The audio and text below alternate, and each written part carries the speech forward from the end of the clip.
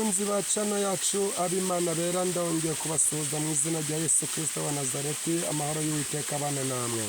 Nongeye kwishimira kuvugana namwe kandi nongeye kwishimira kubana namwe kuko Imana yabarinze aho muri hose aho muherereye. Amahoro y'Uwiteka abane namwe. So uyu munsi rero twanyarutse twageze Nyabyondo aho abantu babasha kwiyuhagira Imana yo mu gihugu cyo mu ijuru ikadukuraho imikoshi n'imivumo abana b'abantu baba baradusize. Najya ngo ngukumbuze nawe kuzigerera hano ukoga, Imana ikakugirira neza, Imana ikakumurikira. Giye maze kubona ibitangaza byaho byinshi kuko nasengeyeyo, Imana igira icyo ikora. Mu by'ukuri ushobora kubona ari ahantu hasuzuguritse ariko Uwiteka akora imirimo n'ibitangaza byaho.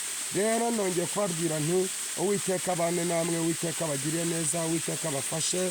Reka mbasabire umugisha aho muri mu mpande enye z'igihugu, aho muri ku isi hose. Reka mbabwire nti Uwiteka arabakunda kandi arabishimiye. Mwibutsa yuko ushobora gukanda subscribe unyuze muri YouTube channel yawe ukandikamo ijambo Abimana Bera, warangiza mu nyuguti ntoya kandi bifatanye, warangiza ugakora subscribe.